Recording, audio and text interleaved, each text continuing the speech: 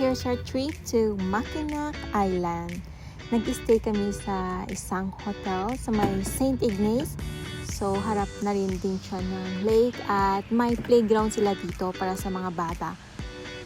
And si Chloe, nag-explore muna ng mga flower nila dito while waiting sa shuttle. So, heto na yung sa may sakayan ng ferry. So, bumili na kami ng ticket online, pero pwede ka din bumili dito. Walang masyadong pila that time, siguro dahil hindi weekend. So, Friday nung nandito kami. Eto siya, super happy siya. Lagi niyang sinasabi, it's so pretty! It's so pretty! Kasi first time niyang sumakay ng ferry. And heto yung sa Mackinac Bridge. So, pinasyal din kami dyan. Pagdating dito sa may island, ayan, wala kang makikitang sasakyan. Andito yung mga horse, puro mga bike. So, tuwang-tuwa si Chloe. Super happy niya. Tinuturo niya yung mga horses. And thankfully, nasa stroller siya. May dalang stroller kasi for sure, tatakbo yan to the left, to the right sa sobrang kakulitan niya. And after that, nag-decide na kaming maglakad-lakad para tignan yung mga stores sa neighborhood. Ayan, maganda siya. So, tahimik siya, walang pollution. So, mga tae lang ng mga kabayo sa kalsada. So, pero meron namang taga-pulot. Yeah, mga poop guys. Yun, sila yung mga taga-pulot ng mga tae. Kasi may tae din talaga ng kabayo. So, yan, lakad-lakad lang kami.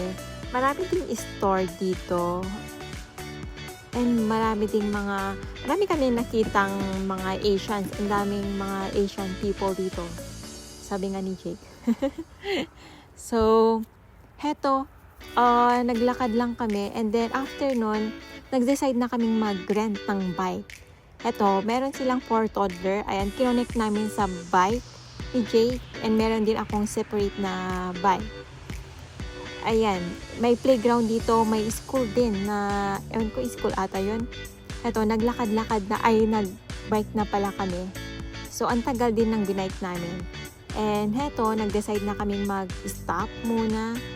Kasi may bilihan dyan ng pagkain. Yan, bumili kami ng snack namin 3. And binigyan din namin si Chloe ng ice cream. So, nakita niya yung mga matatandang kumakain ng ice cream. So, pumunta siya sa kanila, sa harap nila. So, tuwang-tuwa sila. Kasi lahat nakihalo-buelo siya.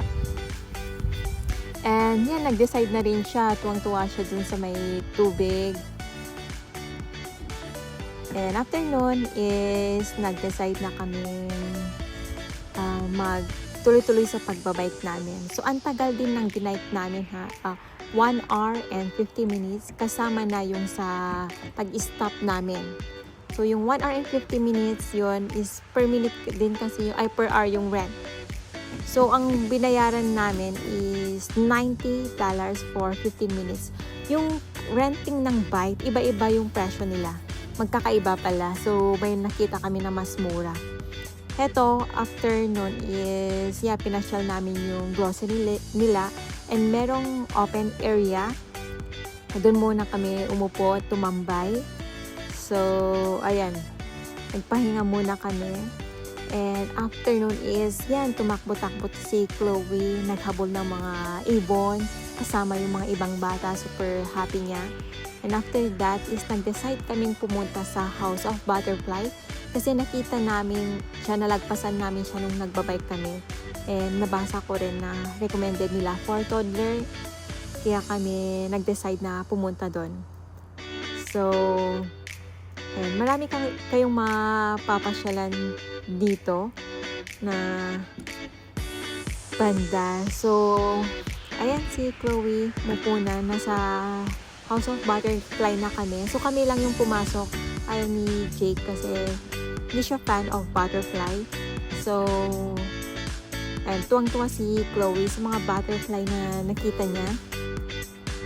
And after ng butterfly, nalobat na yung phone ko. Kaya hanggang heto na lang and si Jay.